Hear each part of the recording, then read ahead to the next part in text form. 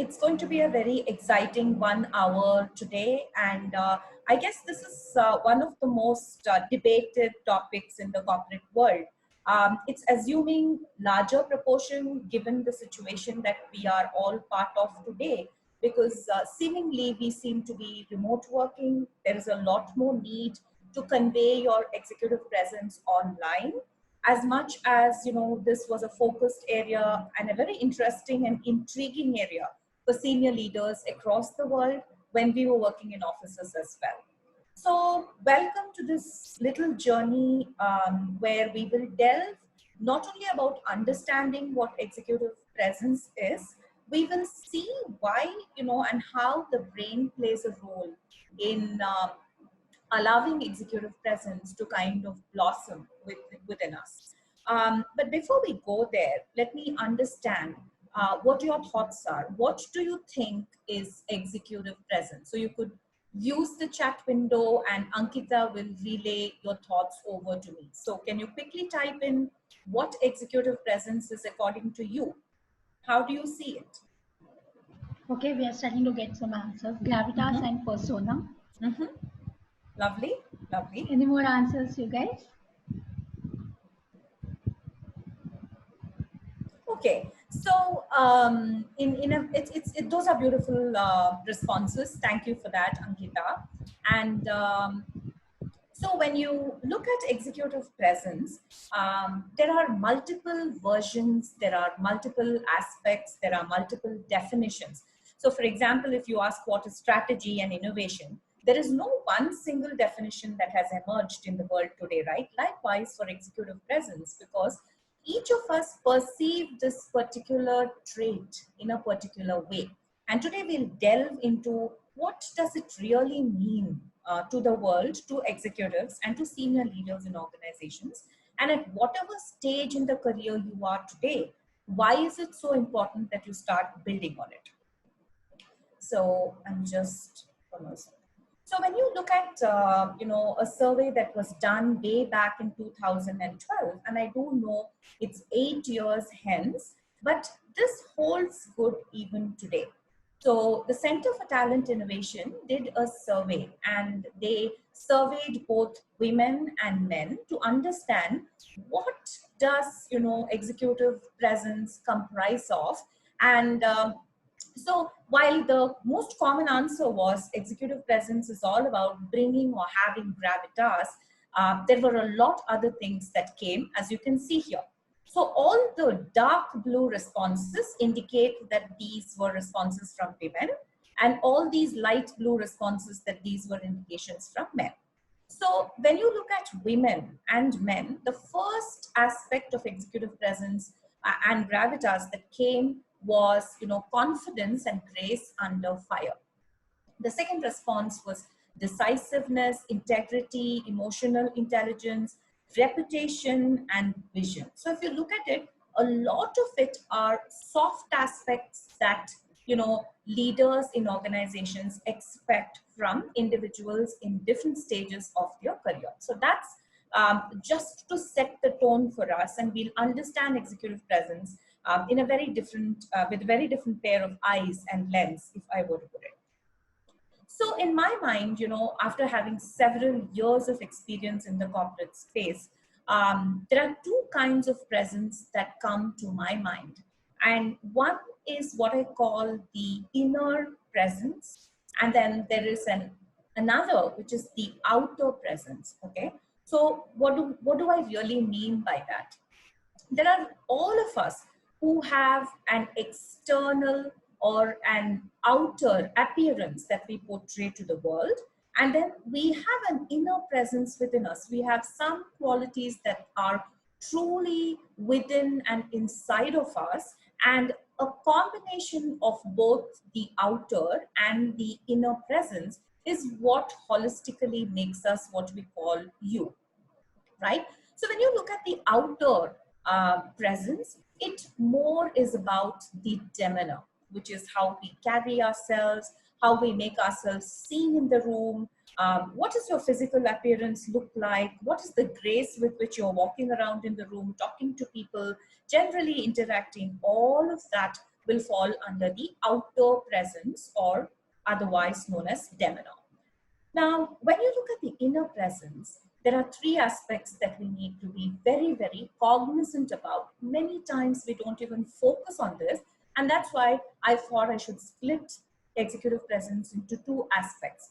We very many times focus on the outer aspect of executive presence, but the inner presence, which comprises of self-confidence, which automatically means there are a lot of things that are within our control, because self-control confidence obviously is very much in our control.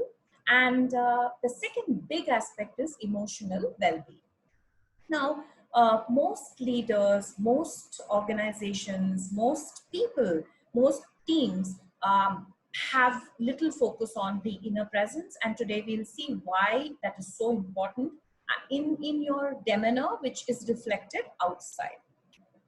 So let's take a step back. Like I said, today you will understand not only executive presence from the outer and the inner perspectives, but you will understand a little about the brain and the role it plays in how you are displaying your executive presence. So when you look at the brain, it connects everything. Let's do a simple activity. Now, just go close your eyes for a minute. Go back to your childhood. And I'd like to understand, what is it that comes to your mind when you think of your childhood? Can you key in your responses? What came first to your mind?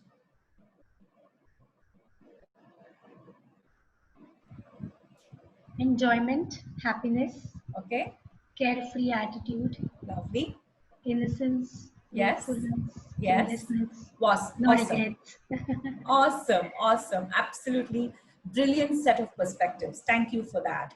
So when you look at the brain, it didn't take you 25 years to go back to what happened in your childhood, right? I mean, or it didn't take you 40 years, or it didn't take you the number of years that you are today for it to go back and really connect everything such that you were able to summarize your childhood in one word.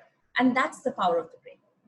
So it connects everything that has happened to you. And as you're sitting here being with me in the now, what you must understand is it is connecting all the little dots of your childhood, of your teenage, of your adulthood, of your work experience, of everything very, very quickly in a jiffy.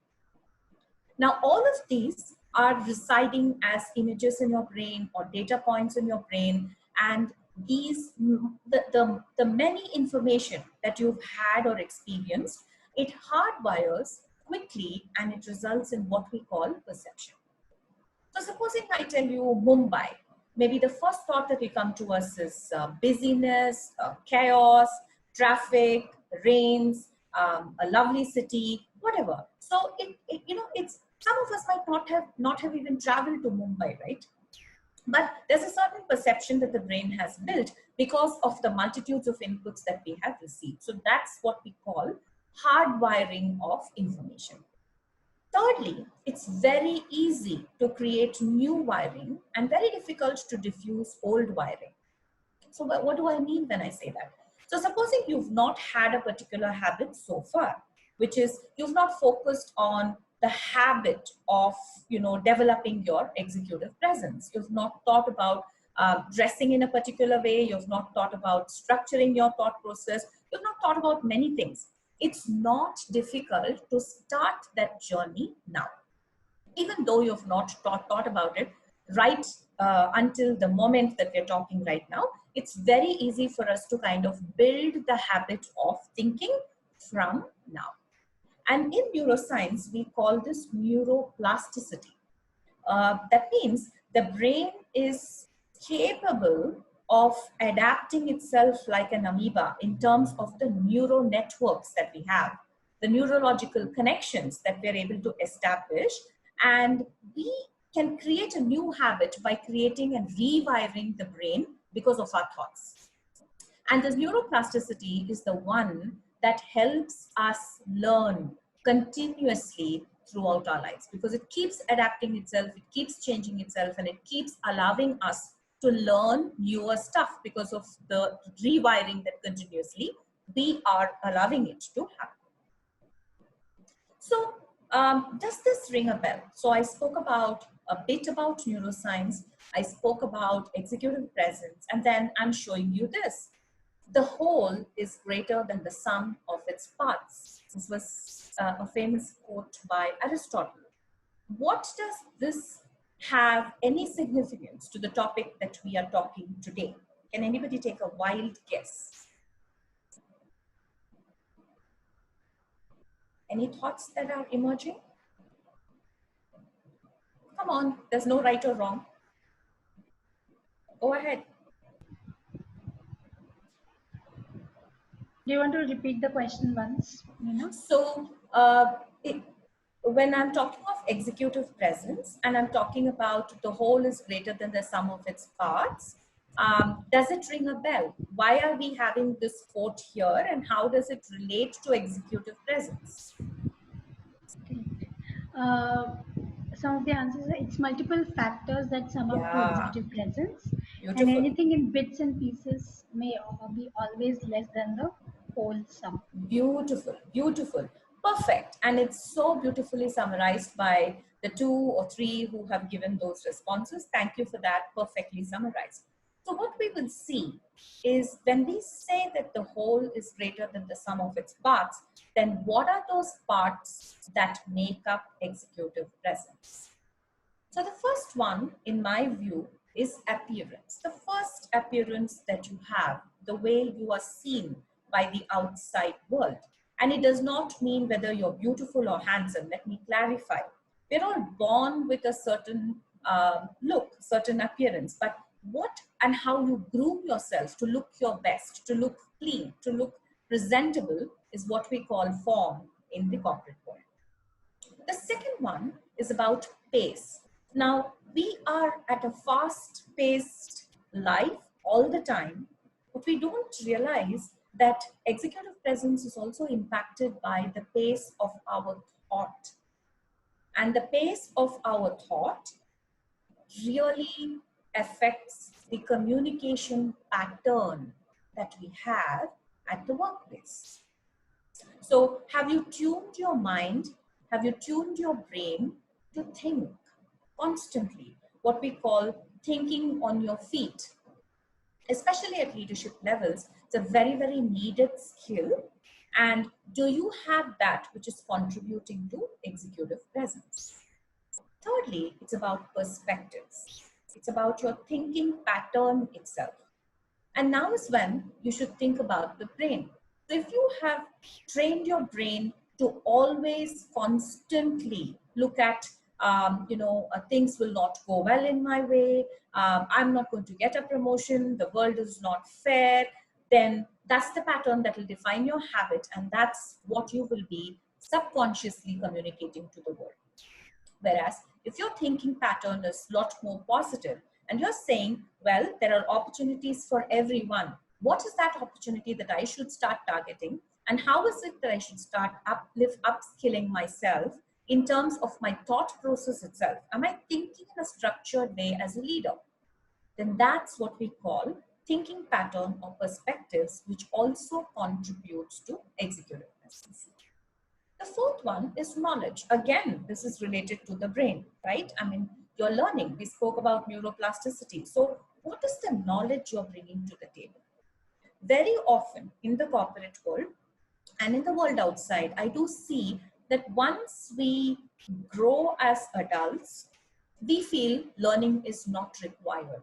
And let me tell you, that's the biggest misconception leaders and participants on this call or workforces can have, because learning pattern and your ongoing continuous learning defines the knowledge every single minute of your day.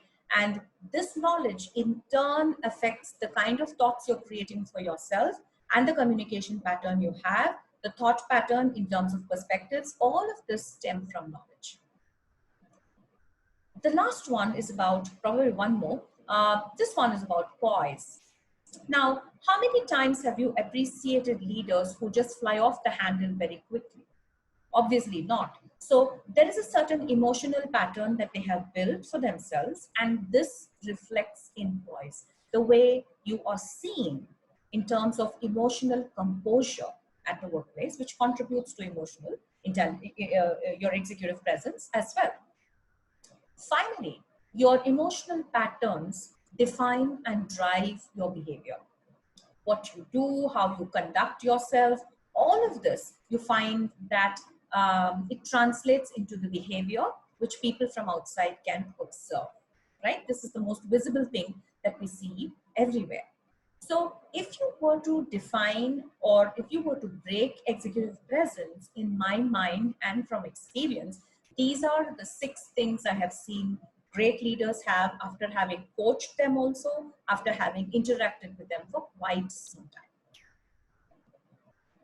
Let's take a small step back to understand Roger Federer and Nadal. We know that in tennis, they are the biggest rivals. They have competed several times for the covetous award. And this is what they have to say. So they say, when there was an interviewer who interviewed Roger Federer, this is what he had to say. He said, "It's nice to call one of your biggest rivals one of your friends." Federer told the press in Cape Town, "He's not my closest friend. I'm not his closest friend as well. On the road, I think we understand each other really, really well. We like seeing each other, also chatting together and making sure that tennis moves forward the right way."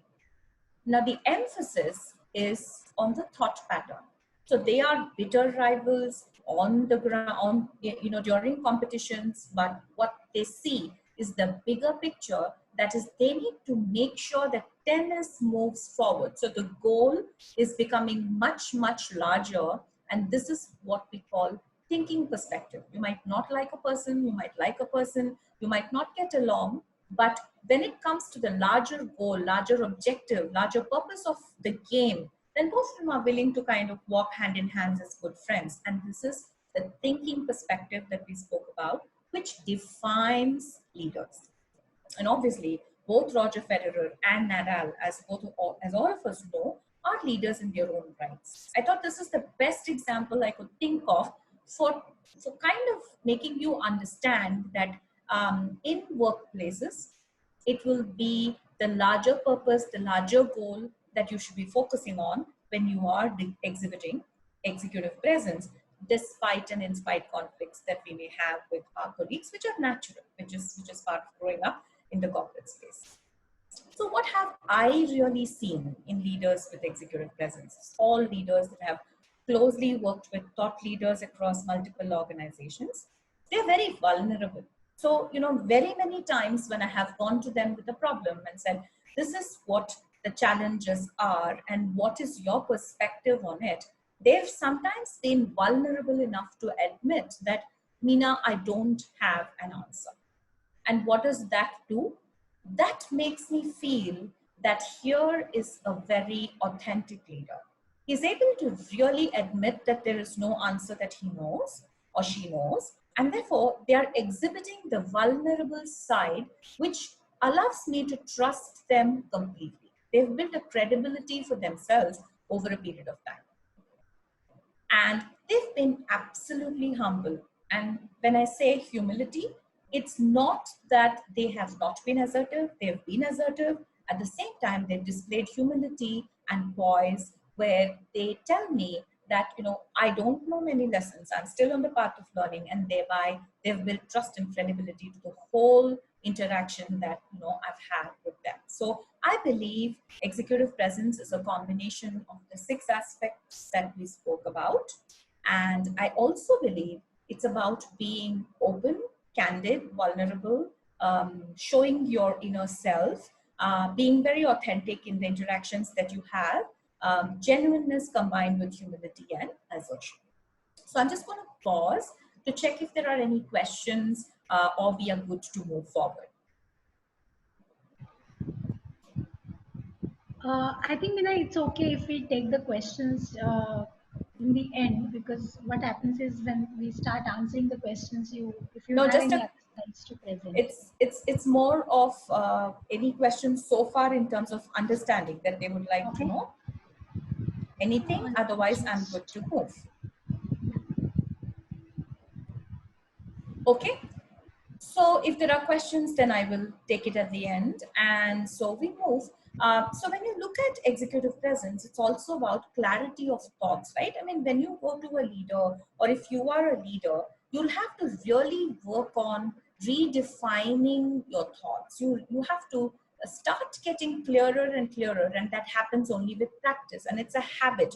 So there's something called structured thinking, which is taught in McKinsey. So when you join McKinsey as a new intern, you are taught the process of structured thinking, and you're made to do that structured thinking over and over and over and over again. That by the time you have completed a certain number of years in terms of experience there, you have a perfectly synchronized structured thought process that would really benefit clients in terms of your questioning ability, in terms of your understanding capability, and in terms of your presentation skills. All of it makes for executive presence. So let me give you a small story here. So when the American Civil War happened, it was bloodshed, and the whole of America was pretty much convinced that it was probably the largest and the most terrible war that the country had been in. So after the war, Abraham Lincoln called all the soldiers, and this was a ritual that used to happen after every war. But in this particular case, he ensured that every soldier who was alive came, and typically he addressed the soldiers, motivated them, but he didn't leave it there. He asked them to go to a room, and he put a whole bunch of toys there, and he said, please take some toys for your children. Now I'm going to ask you a question. Why do you think Lincoln did that? I mean, a normal address would have been enough, a thank you, and you're doing so well for the country, I'm proud of you, etc. But why do you think he did this extra additional effort of making sure that the toys were available for the soldiers to take back home? Any guesses?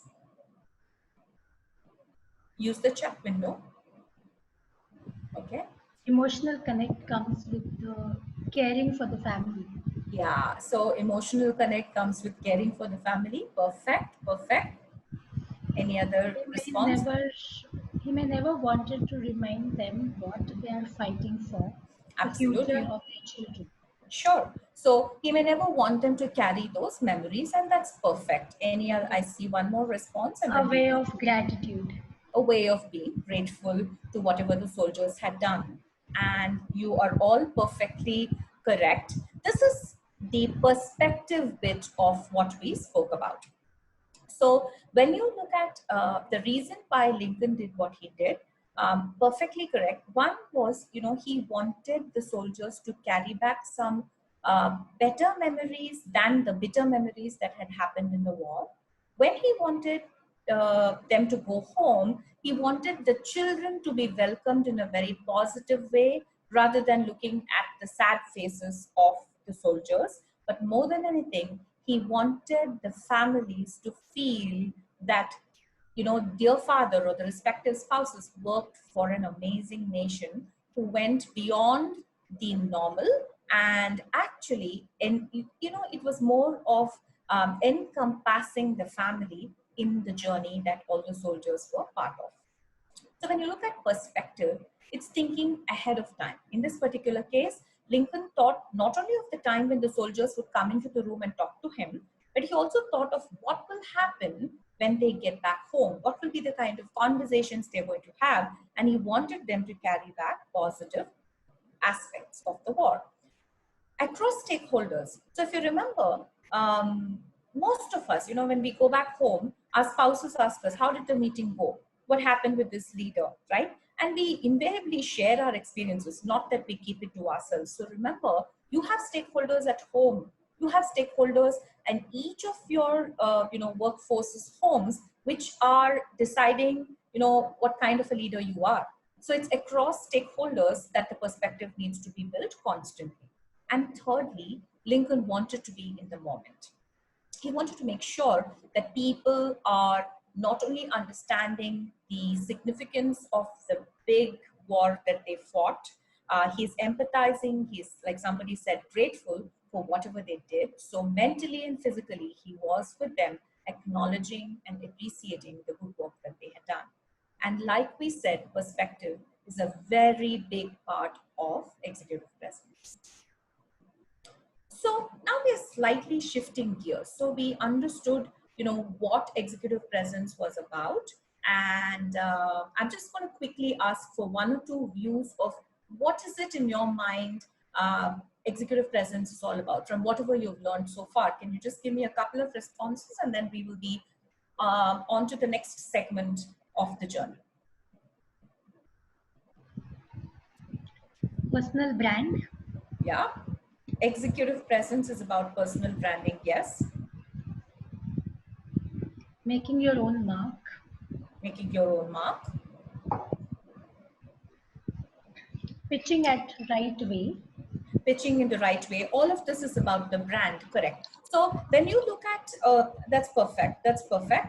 So now what I want you to do is take back the different aspects of executive presence and tie it to the brand that we are talking about, that we're going to be talking about. So what are some of the common brands that we know? Couple of responses. Couple of common brands that we know in any sector.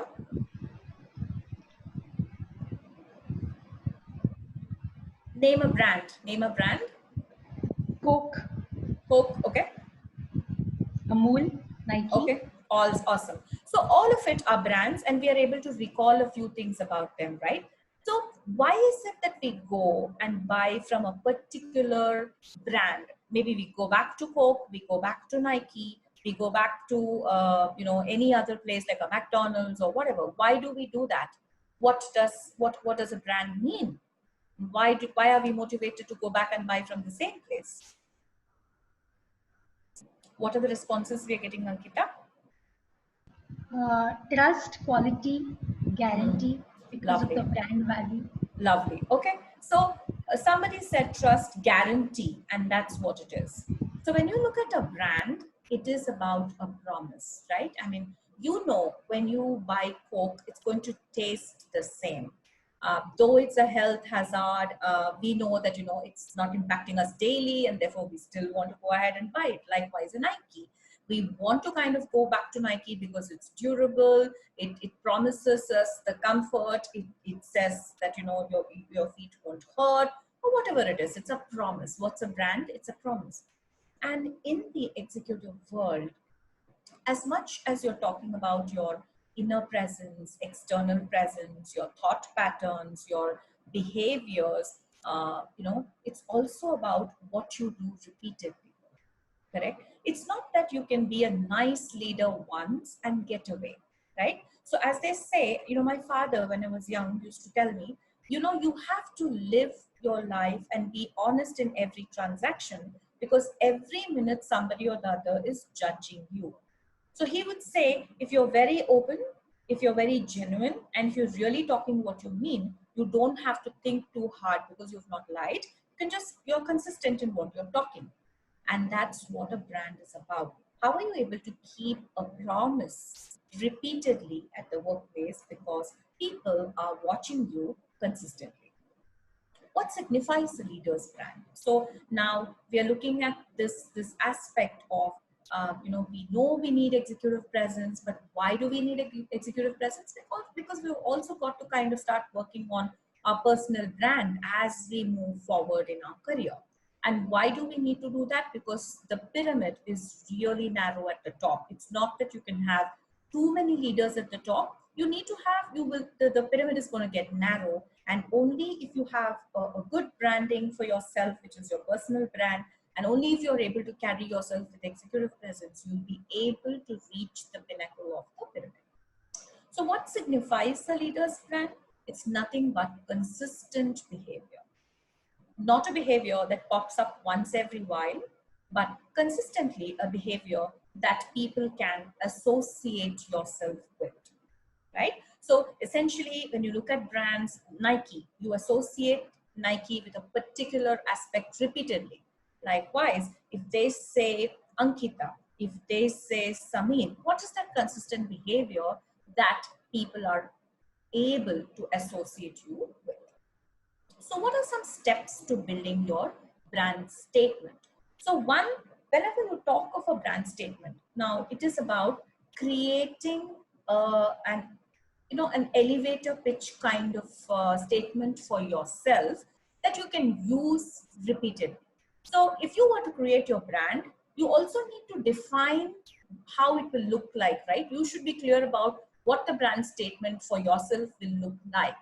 So now we are delving into a segment quickly where I'm just going to teach you a very foundational aspect of how you can write your brand statement so that you can keep refining those behaviors as you evolve, and you can keep redefining your brand once every while, but keeping some of the things very constant. So there will be certain fixed aspects which will remain, and there will be some moving parts in terms of knowledge that you need to continuously upgrade. So we will see. So the first one is you should know what your mission statement is. What is your mission? What is your purpose? What is it that you want to do as a leader or as a person?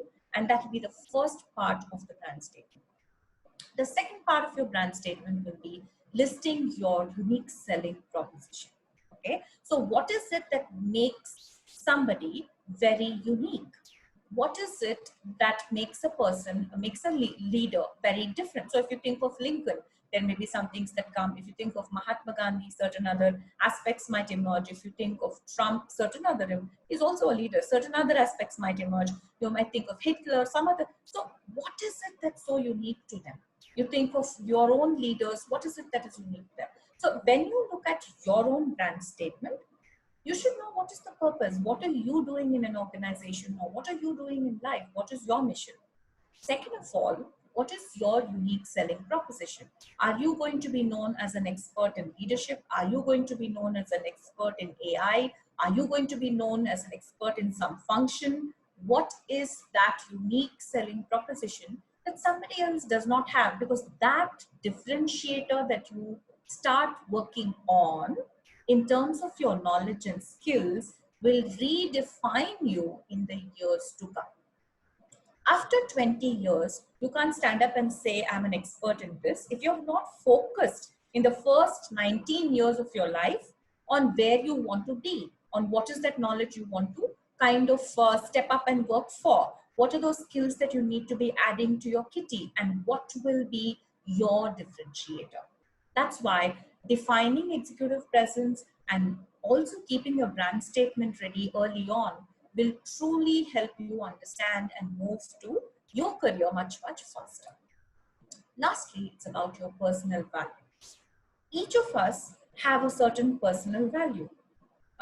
Somebody might be a very authentic leader, somebody might be an honest leader, somebody might be a very caring leader, somebody might be compassionate. So what is that personal value that somebody might have a lot of integrity that they are known for? So what does your workforce see as a value in you, see as a personal value in you?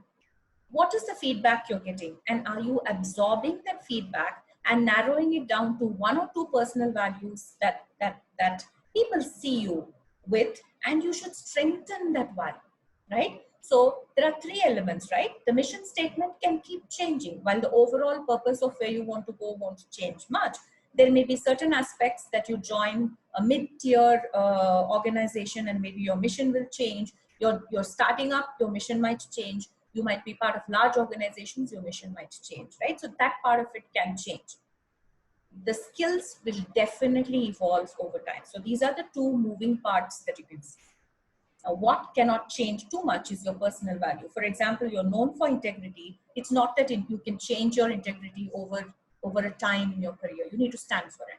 So the moving pieces in your brand statement will be your purpose statement, which you have to keep redefining it, your skills, which you have to keep upgrading, and lastly, your personal values, which you should not change. You should ensure that becomes your strength. What are people seeing as personal values in you? So this is how you quickly put together your brand statement. So what's the formula for a brand statement? And what I kind of teach leaders over 8 hours, I've tried to put it in a nutshell so that you have some inkling of thought that you can take back when you get home and start working on this, or reflecting, or reach out to me and we can see how we can stay connected. So what is the formula for brand statement? It should have a mission statement, like I said. It should have your key skills, attributes, experiences that are very unique to you, which are your differentiators.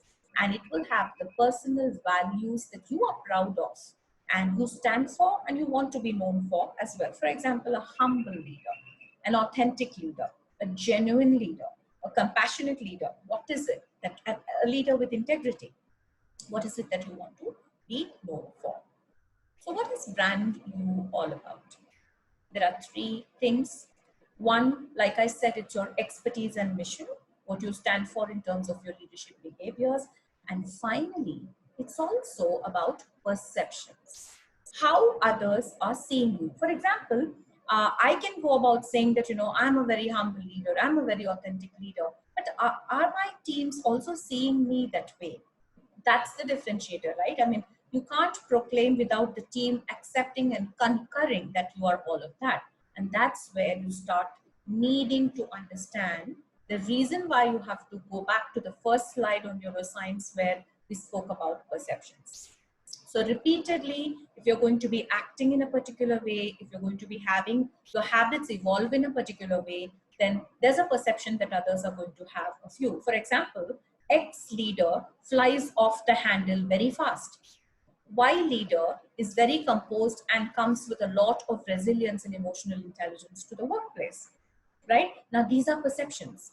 And remember, once the wrong perception is created, it's very difficult to make people believe that that's not who I am. It's a lot easier for you to convince people to say, this is how I am, than unwiring, because that's a very longer process in the brain, because you'll have to work extra hard for the unwiring in your brain to happen, to understand that, this is not the way a leader is. This is not the way Nina is. This is not the way Ankita is, etc.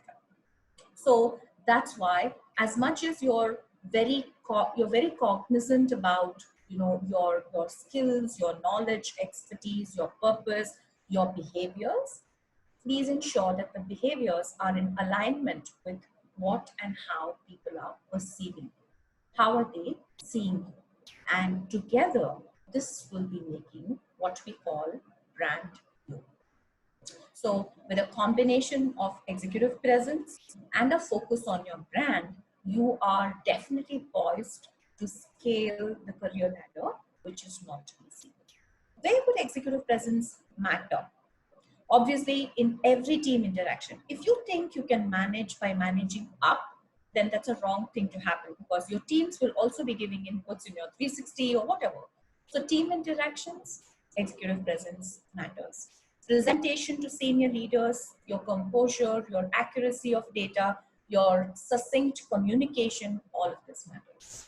In crucial conversations or negotiations, it matters. Influencing and decision making, because that's where your thought process comes into play, and therefore it also makes a huge difference. Building your brand, absolutely executive presence matters. When somebody thinks of you, for a minute, step back and think, currently, what would people be thinking of you? And if you've not thought about it, it's time to think about that statement, because executive presence will not stem one fine day. And unfortunately, it is not one of the skills taught in corporates as well. You're expected to have it. But if you don't have it, nobody's going to come and tell you you don't have executive presence until it's time for your promotion. So there's something called the Pygmalion effect. So the Pygmalion effect is essentially you are communicating something, but you're thinking something else. And the impact is the person becomes whatever you are not communicating. So if I've confused enough, let me just demystify it for you. So supposing you're telling your child, you are an amazing kid. And in your mind, you're saying, you know what? I think I should really, ensure that you're studying hard or you're playing very well. The kid actually finds out that the mother is talking about those aspects of the fact that he's not good at, that I need to improve in sports or I need to study well, whatever. That's the message that people receive. And this is not because of us as leaders, but this is how the brain reacts. The brain is able to perceive what is not said also. And invariably, the teams that you grow or the way you shape your teams depend on the big million effect. So when you're talking positively with a very positive intent, you'll be building teams that are positive with greater executive presence. And when you're talking to teams where you're not convinced yourself about them, that's the message that they're going to get, and you can't expect great teams, which means you're also not going to have great teams with great executive presence. So that's why I thought I'll just highlight the effect of Pygmalion effect that you should know as leaders when you groom teams, especially when you're thinking about executive presence also. So what are some of the things to build your brand? First question to ask yourself is, how am I seen and experienced? What is it that makes a leader inspiring? What does this leader do? Do I set aside time for my self-care and development? So my self-care and development. So simply because we don't hit the pause button at all in our career journeys. So are we taking a minute to step back and start thinking about, what am I thinking? How am I thinking? And is it useful and is it adding value to the organization? And finally, am I really applying what I learned? So we work with several leaders. We learn a lot of things, but how are you wiring it into your system as a habit such that you can also apply whatever you have done? And so you'll have to reflect as the first step. You'll have to observe, which is the second step. You'll have to shadow a leader as often as you can to understand how they manage. You have to plan in terms of setting aside time for yourself. And finally, you'll have to apply whatever you have learned. So some of the strong questions that I have seen has helped me build my executive presence over the years is, have I built sufficient knowledge and expertise in my areas of work? And you have to ask this question very early in your career. Like I said, you can't wake up one fine morning to discover that you don't have enough knowledge and expertise, because as you move up the ladder, you'll be respected for the knowledge and expertise you bring to the table. Second of all, do I have the experience and understanding to contribute well at the executive table? Because at executive tables, you'll only have 20 minutes, 30 minutes, 15 minutes to kind of make your pitch. And are you able to make a powerful pitch there where people truly understand that you're credible and you know what you're talking? Do I make a positive difference by leveraging my insights and contributing? So essentially, what are those insights you have gathered in your journey, and how is it that you're using those insights to contribute development of yourself and teams? Is the real reason I believe I don't have executive presence because of my internal mind block, or is it validated by data? See, very often we have these self-doubts, not that I don't have. There are moments that even I have these self-doubts, but the reality is you'll have to quickly work on them. You can't live with self-doubt. You'll have to then step back and say, why is this doubt coming? Is it because I'm not prepared for this meeting? Is it because I've not understood the subject? Is it because my teams are going to let me down? Is it because I have not trained my team to present? What is that? What is that real reason that is making you feel that you don't have executive presence? Because very often it's a question of only developing. And lastly, am I adding value to myself, my team, and the organization? And I think you need to ask this question every single day when you are in key leadership positions, because every single day is valuable to the organization, and every single day you have to necessarily ensure you're adding value to yourself in some way, either by developing the team, mentoring, or you are adding value to the team by being their trusted coach, and then to the organization as a leader who can redefine the scape of development for them. So what should you do really? In every conversation, be present. When I say present, it's not about just being physically there, but you need to be mentally there as well. Work from inside out. You have to work on your mental models. When you say that you don't know something, just trace your life back. Why is it that this is a mental model that has been built? Have you got feedback when you were a kid to say that you're not a very good student? Or have you got feedback from your friends, teachers? What is it that is defining you? Start working on the mental models if they are not positive. If they are positive, stay with it. What are those mental barriers that you need to come out of as well? Lastly, you have to refine your inner game. An inner game is a lot of thoughts that come to you saying, Meena, you're no good. Meena, you're this. Meena, you're that. Can you redefine it to say, no, Meena, you're not all of it, but you are a different human being?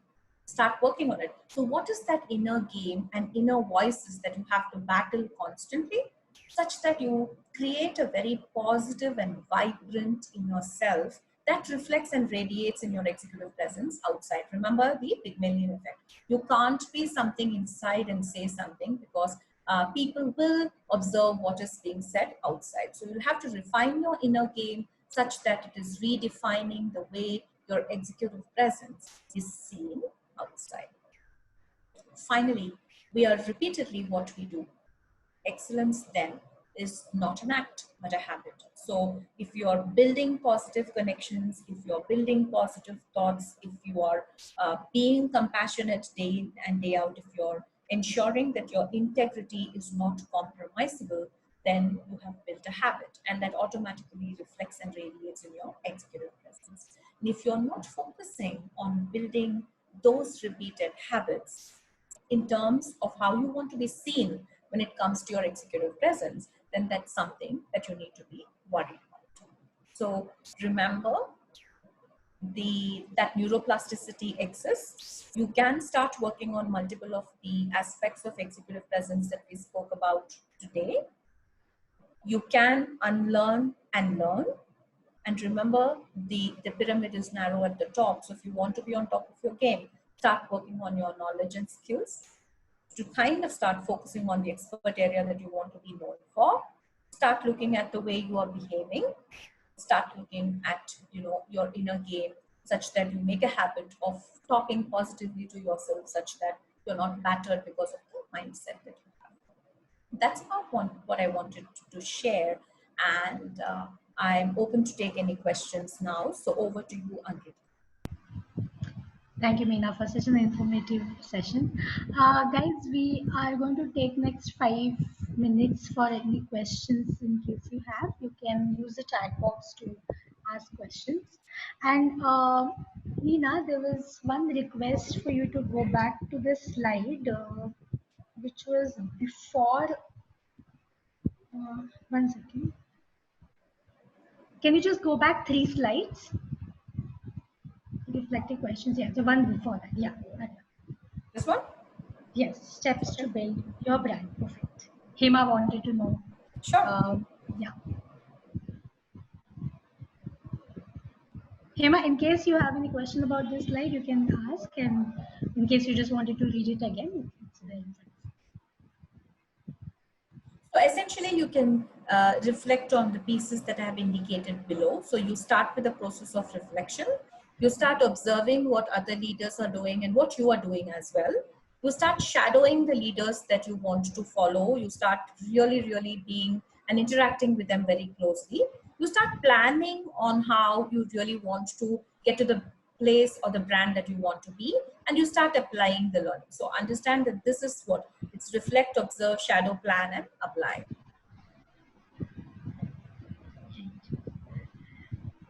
Okay, there's one question we have. Does executive presence also include power distance, as it is said that distance commands respect? Is that a fact or a myth? I would say 50-50, because see, power distance is not a great thing to happen in organizations, because it means there is fear in organizations, which is not a good thing. So while you can focus on ensuring that there is no power distance, it doesn't mean that you can really open your heart, tear your heart apart, and be so close to the leader that he does not see you as a different identity. So it's a skill as much as it is an art, that you need to know that power distance is not good, because that is because of fear. You must be close to the leaders that you want to interact with in a very credible way, but you must be very cognizant when you are with leaders that you shouldn't get too close. That's where you command respect. So I do hope you know the balance that you can draw in being close to a leader, in what aspects you can be close to a leader, and the aspects that you need to definitely stay away. Did I answer that question? Yeah, Okay. absolutely.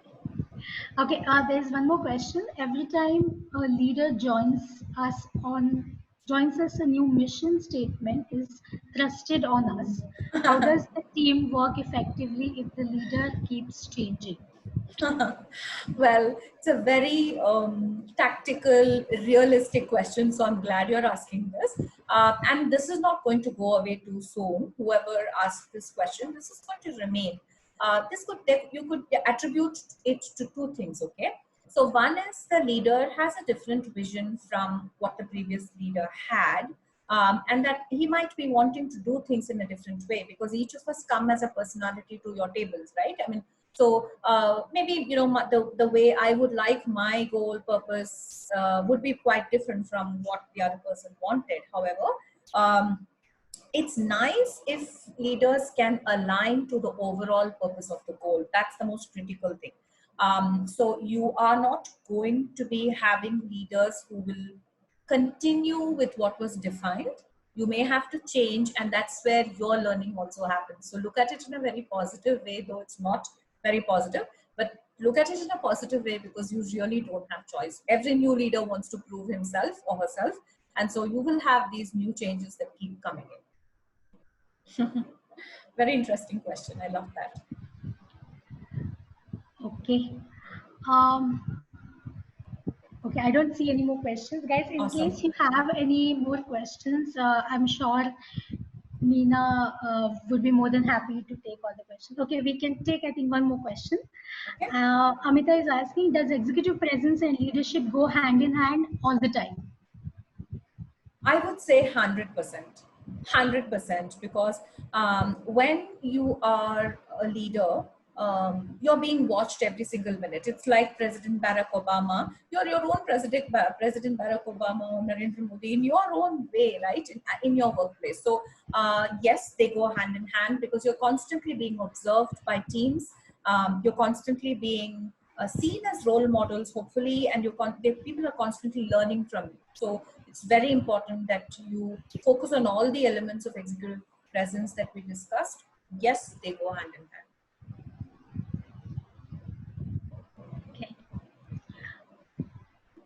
It is said that it is lonely at the top. What support system can leaders lean on? Very much. It's absolutely lonely at the top. Ask me, tell me about it.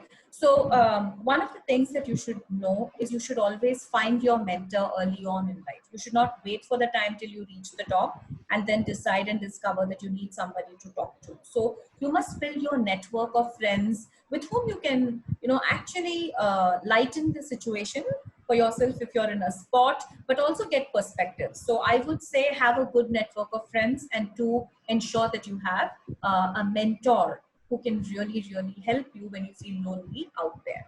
And everybody feels lonely. Let me tell you that. Okay, we have a couple of more questions. We will try to fit it in next 2 to 3 minutes, guys. In case you have any more questions than what I see right now, you can connect with Meena offline, and I'm sure Sure. she'll be more than happy to answer your questions.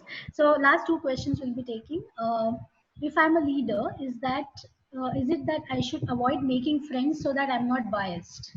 Oh, no, no, no, no, no. That's not the way to be looking at it. You have to have your friends. Like I said, you should know where to draw the line, and that comes with practice. So, for example, sometimes, you might become the leader of your own friend, of your own peer, who was your peer earlier. That doesn't mean that you're going to break that relationship, right? You're going to keep it. But when it comes to your personal relationships, you should know where to draw the line. And if it comes to your professional relationship, you should know where to draw the line. So you must play that part very beautifully, where the personal aspects of you liking, disliking a person does not impact your professional relationship. So I don't think it's a fair thing to say that you should not be friends. You should be good friends. That's where you can influence them better. But you should also know when you need to act as a leader. That's how I would put it. It's a fine balance. Last question we are taking. So, how does executive presence define for an autocratic leader as they are not empathetic or emotional? Um, See, you can't connect autocracy and executive presence to that extent, I would say, because executive presence is more about, even autocratic leaders can bring in executive presence. For example, you look at some of these investment oriented movies, you will find that, you know, when you look at certain of these movies, these are senior executives, probably they don't come with integrity, but they bring in a lot of executive presence. I mean, the minute you look at them, it's like, wow, they must be, they have so much knowledge, right? So it is not that autocratic leaders don't have executive presence. In fact, they have more executive presence. But the reality is then there's a certain style of leadership, right? It's a certain style of leadership, whereas executive presence is about the softer aspects that you need to really be looking at. So these are two, in my mind, not very tightly coupled. They still can exist as discrete pockets. Okay. I think we are running out of time. Thank you so much, Meena, for such a wonderful session, and thank Thank you all you. for joining in today's session. As I mentioned earlier, we have this series continuing for the next couple of days as well. So, in case you're interested in joining for any more sessions, you can go to the website and register yourself for the future sessions as well. The links are already given in the chat box. You can use them and register yourself as well. Thank you so much, guys. Have a good evening. Thank you. Thank you. Bye bye. And for the reference, for the people who are asking, all these sessions are going to are getting recorded, and you will be able to see them on our YouTube channel very soon. So in a couple of days, you'll be able to see them. Thank you so much. Thank you. Bye bye, everyone. Thanks for joining in.